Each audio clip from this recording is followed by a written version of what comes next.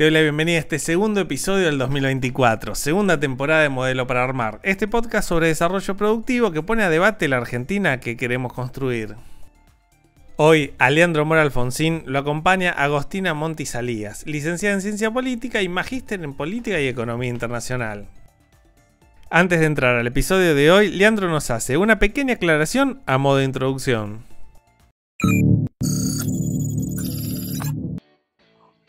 Hola, ¿cómo estás? Soy Leandro. Y si estás escuchando esto, es porque se retiró el paquete fiscal de la discusión por la ley Omnibus. Es decir, no se va a tratar el tema retenciones a la industria en la sesión que va a tener lugar esta semana.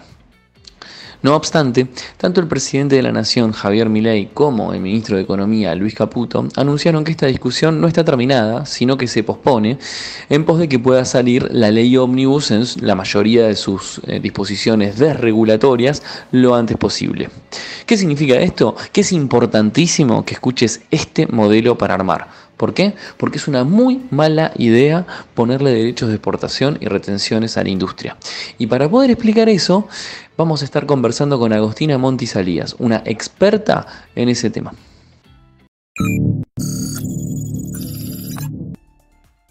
Ahora sí, quédate en Modelo para Armar, el espacio de discusión y reflexión sobre el futuro productivo de nuestro país.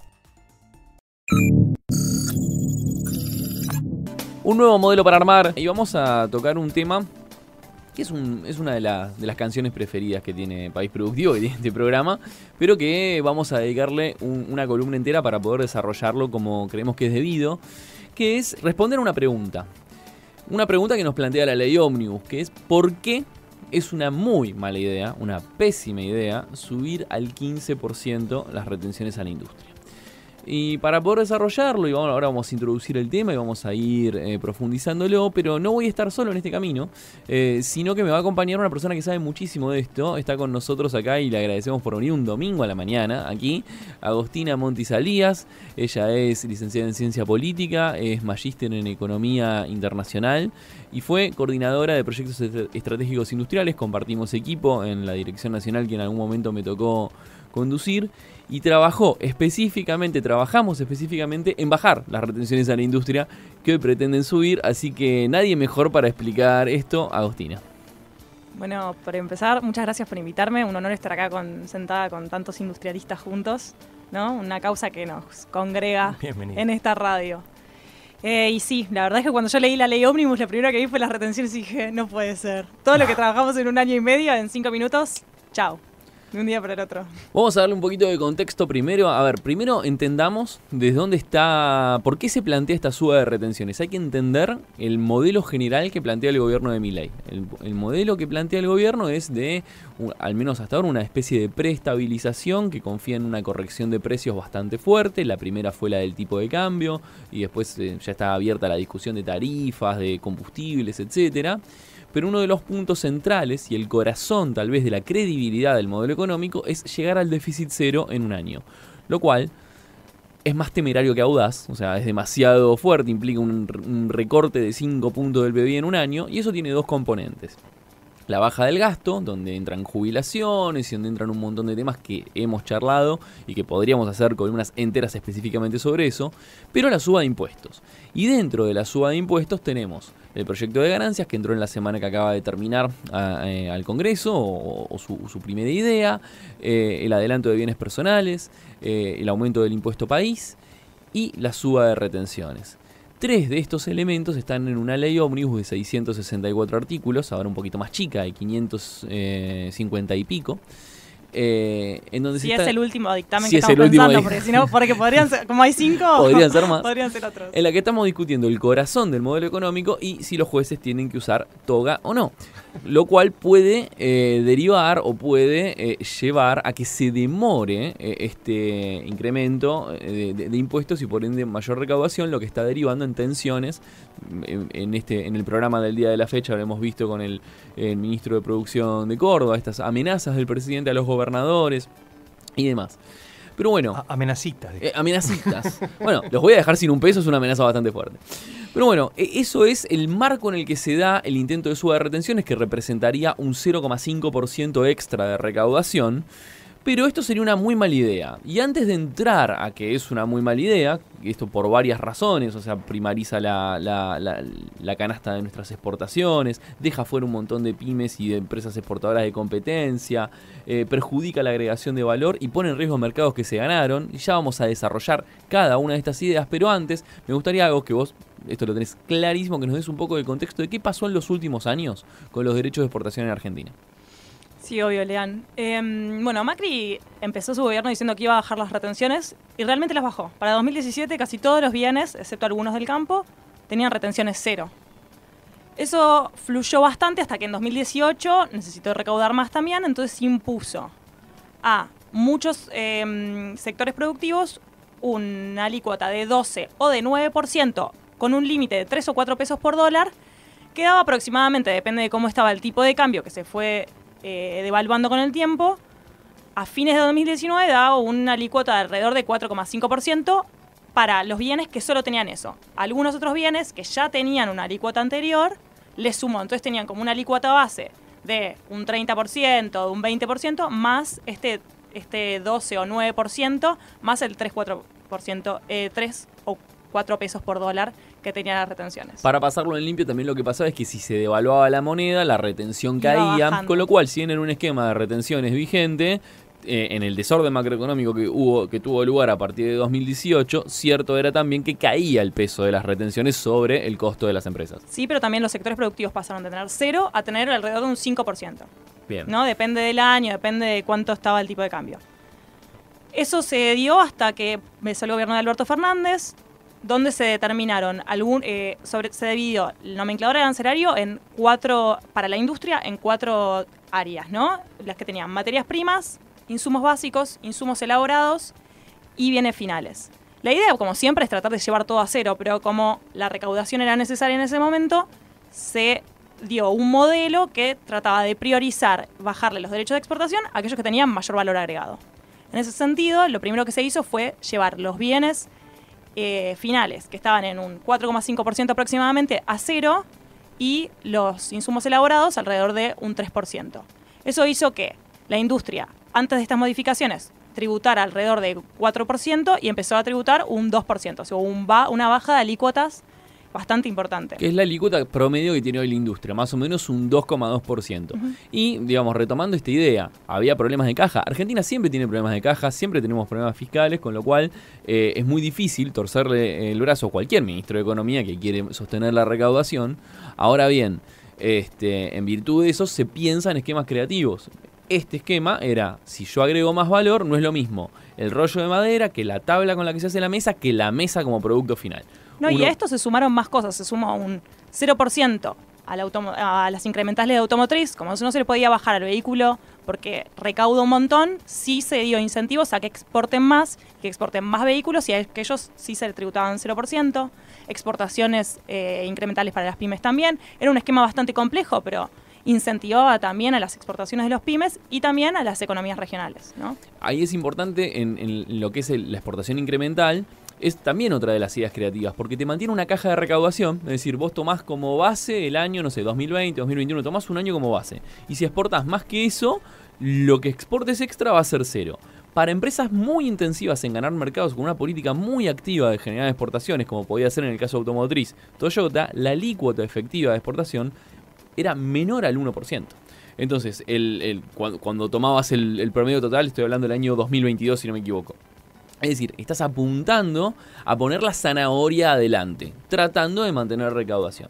Bueno, lo que pone en tensión la política que plantea la ley Omnibus es pasar de este esquema, que no es perfecto, que puede tener un montón de mejoras o de un camino de perfeccionamiento, y alinearse con el mundo, porque el mundo no paga derechos de exportación, no hay retenciones en el mundo, es algo muy argentino y de otros pocos países. Pero pasar de este 2,2% promedio que tributa a la industria a pasar a un 15%, o sea, 13 puntos porcentuales extra. Y en ese sentido, lo que se pone en peligro son ciertos resultados. Esta política o el esquema que estaba actualmente generó que varios sectores ganen nuevos mercados. En el caso automotriz, que lo mencionábamos recién, se ganaron 3 nuevos países de exportación. Los laboratorios argentinos, que son una joya de nuestra industria nacional porque hay un montón de tecnología metida. 7 países nuevos se exportó en los últimos 3 años. En el caso del caucho y plástico se ganaron 40 destinos nuevos de exportación. El sector químicos, que también tiene un montón de empresas exportadoras. Por eso también tiene que ver, ¿no?, con cuántas empresas logran exportar, logran pasar esa barrera. Y ahí tenés un montón de sectores que ganaron empresas exportadoras. Y eso es lo importante, porque lo importante es exportar más, pero también traer más empresas exportadoras que te hacen más sostenibles las exportaciones a largo plazo. Y ese punto es clave, esa sostenibilidad, una sostenibilidad que tiene que ver con lo estructural. Si yo tengo más empresas exportadoras, empresas que... ¿Por qué? Porque una empresa exportadora, y esto es importantísimo que quede claro, exportar es muy difícil. Y acá tenemos un exportador, Aldo Russo exporta, y exporta tornillos, instrumentos de fijación, bulones, algo que no es común que pase en la Argentina. Y exportar es un arte. Exportar no es solamente el tipo de cambio. Exportar no es solamente salir a hacer inteligencia comercial, sino que exportar es tomar la decisión de que tu fábrica tenga estándares de calidad internacional, que cumpla con cantidades y con volúmenes y con precios que te pide el mercado internacional. Y cuando pasa eso, tenés empresas mejor paradas, que pagan mejores sueldos, hasta un 125% más que el resto de las empresas, según un estudio del Centro de Estudios para la Producción. Y al mismo tiempo, tenés mejor tecnología y mejor know-how. No sé, Aldo, vos, ¿qué podés decir como exportador sobre este punto? No, y primero también tenés mejor capacitación, mejor calidad de los trabajadores, ¿sí? Tenés atado con todo esto que dice Leandro, porque tenés que tener cada vez más profesionales, porque te relacionás con un mundo de profesionales. Voy a decir que la esposa de Sebastián es nuestra responsable de comercio exterior. La casta, ¿no? Todo en tonga, todo tongo. No, pero quiero decir que el trabajo que ella hace y el conocimiento que ella tiene y lo que derrama hacia el resto de la empresa, el manejo del comercio exterior, porque el tema de posiciones arancelarias, para mí era un tema nuevo hasta que me empecé a exportar, ¿sí? Nomenclaturas. Y todo eso enriquece a la empresa y al empresario, ¿no? Y te abre muchísimo la cabeza, muchísimo. Y en ese sentido me parece que es re importante el ganar mercados, lo que le cuesta a una pyme o una empresa ganar mercados. Y me sonaba un poco disruptivo lo que decía recién el Pedro de la Rosa, el ministro cordobés, que decía que, bueno, de última se suban las retenciones y después se fije un esquema que bajen las retenciones. En ese sentido, muchas empresas pueden crear fuera de mercado totalmente, perder los mercados y después volver a ganarlo. No sé, Aldo, esto seguro sabrás mejor que yo, pero es dificilísimo. Una vez que primero vas a hacer todo lo posible para no perderlo, porque no perder el cliente. No perder el cliente o no perder el mercado, porque en cuanto perdés el cliente del mercado externo, te respeta porque le entregás no excedentes, sino que le entregás producción dirigida a la exportación. En cuanto vos empezás a tener problema y lo perdés, consigue otro proveedor. Yo voy a dar mi caso con Estados Unidos. Me llevó 10 años tener ese cliente. 10 años. 10 años. 10 años desde que lo encontré, desde que lo empecé a trabajar, desde que yo lo conté, que me crucé en una feria, que fue una feria en donde el Estado promocionaba que vayamos a las ferias. O sea, ahí también es dinero del Estado que ayudó a que la empresa exporte. Pero me llevó 10 años. Estamos atrás de un cliente de Colombia hace 7 años. Y Aldo, hoy vos pagás alrededor de 3 por tornillo, supongo. ¿O no? Más o menos, sí. Si ahora te suben 15. No, la contribución marginal pasa a ser negativa. Entonces, ¿qué tenés que hacer? Por ejemplo, si te dicen, bueno, te lo subo ahora 15 y te lo bajo en 2 años. No, es imposible de sostener. Y mirá que hemos metido tecnología para llegar al precio de Estados Unidos. Porque eso es lo que te desafía el mercado externo. Y eso tiene que ver mucho con lo que planteaba Juan Carlos Halack sobre la retención efectiva, ¿no? Una cosa es un producto que no tiene insumos, que compite a precio internacional. A ese tipo de producto le pones un 15% y tiene de retención efectiva 15%. Ahora, cuando un industrial que compra los insumos a un import parity, eso quiere decir que paga no solo la alícuota de importación, ¿no? O sea, no solo el arancel, sino también el impuesto país, sino la tasa estadística, termina pagando el insumo mucho más caro que sus competidores internacionales. Entonces pasa de tener una retención nominal del 15%, pero su retención efectiva es muchísimo más grande. Le apretan por lo que vende, pero también le apretan por lo que compra. O sea, es un efecto sanguchito que te resta competitividad. Y es importante decir esto, no hay modificación del tipo de cambio que alcance, porque al mismo tiempo estamos en Argentina, con cepo, con brecha y con inestabilidad macroeconómica hace muchos años. Cuando vos devaluás, los precios corren detrás. La competitividad cambiaria se fuma cada vez más rápido. Digo, estamos hablando de que en marzo nos vamos a quedar sin la competitividad cambiaria ganada en diciembre.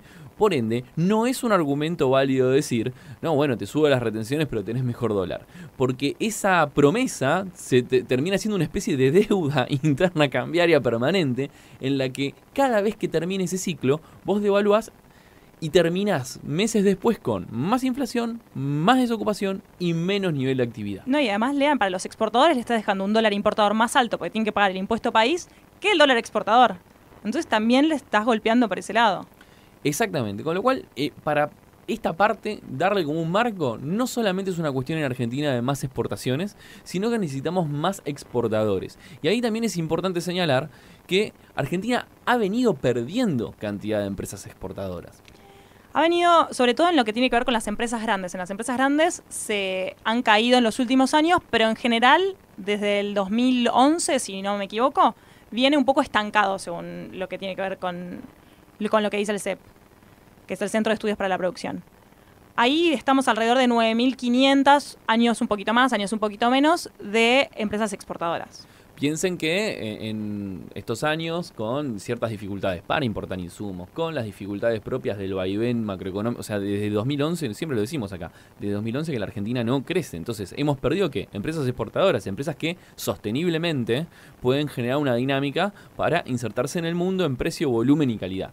Exportar debería ser una política de Estado completamente firme y todos los recursos estratégicos tienen que orientarse ahí. Y además hay una cuestión, como tercer punto, o sea, no solamente la pérdida de mercados, no solamente la primarización de nuestra canasta exportable que la mencionamos, no solamente esto de que quedan pymes afuera, que pasan de pagar 2,2 promedio a 15, sino que este criterio caja es muy brutalmente poco estratégico, por no decir bruto, en términos de apócope. Porque cuando vos querés recaudar más y le pones un precio, estás viendo una foto en una película. Si yo te digo que con un 15% un montón de empresas se van a bajar de exportar, bueno, el 15% de cero es cero. Estoy exagerando, porque no es que van a bajar a cero.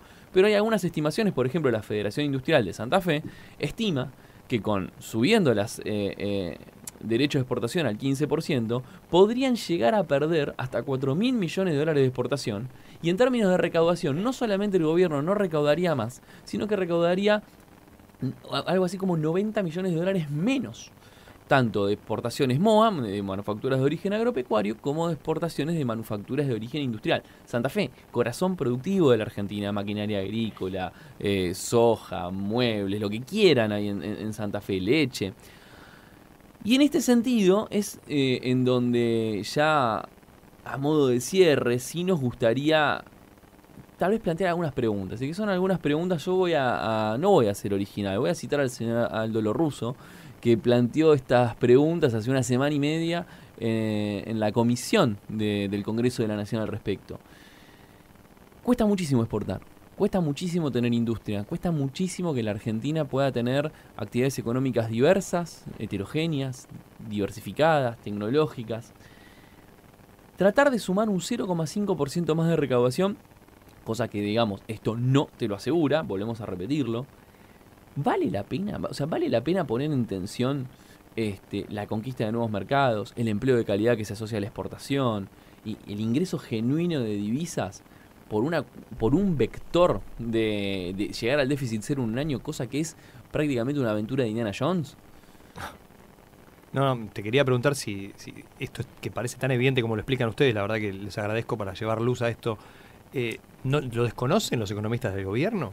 O sea, porque parece bastante claro por cómo lo están planteando. O quizás el fin es directamente que haya sectores que no existan. A ver, esto es política y esto no es una cuestión de conocer o no conocer, sino la Gramsci, ¿cuál es la idea que impera en términos de la disputa por la hegemonía? A mí me parece que en ese sentido lo que tiene que primar más es la estrategia de desarrollo productivo que la estrategia de recaudación fiscal, al menos como si fuese un objetivo tan cuadrado, por decirlo de algún modo.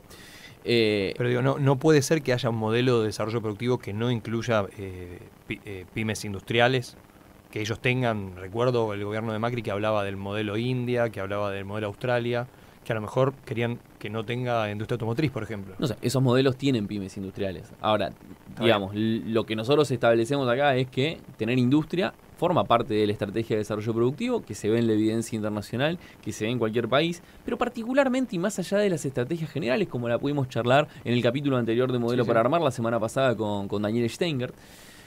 Hay cuestiones de nuestra macroeconomía. Nosotros necesitamos exportar más. Es una necesidad. Necesitamos exportar más, necesitamos producir más. Y lo cierto es que retirar al Estado de la política industrial, retirar al Estado de la estrategia de desarrollo, es un error grave que se puede pagar muy caro y donde más allá de ir a contramano del mundo, como charlábamos la semana pasada, empezamos a alejarnos hasta de nuestros vecinos, como es el caso de Brasil. Por eso, lo que se debate hacia adelante, como decía Agostina, los dictámenes, vamos a ver qué es lo que se termina debatiendo a partir de este martes en el recinto, pero lo que tenemos que cuidar es la racionalidad económica y la estrategia productiva. Y eso me parece el mensaje como para bajar en este espacio con una para explicar por qué las retenciones a la industria son muy malas. Agos, muchísimas gracias por traernos muchísima información, que sos la que mejor y de memoria la sabe. No, gracias a ustedes por invitarme, un placer. Así que este fue un nuevo modelo para armar. Les agradecemos por escuchar siempre. Y pueden seguirnos en Spotify, en Twitter, en las redes, etcétera, etcétera. Y esto es un diferencial grande. No solamente podemos explicar por qué exportar es importante. Tenemos un exportador acá que nos lo dice. Así que esperemos que ese valor agregado que tratamos de dar... Esperemos seguir siendo exportadores. Esperemos seguir siendo exportadores y que de alguna manera marque la diferencia para el país productivo que queremos. Hasta acá llegamos con este episodio de Modelo para Armar, edición 2024. Seguinos escuchando para construir juntos este espacio de reflexión sobre el futuro del país. Si querés conocer más sobre la industria nacional, entra a paisproductivo.com.ar.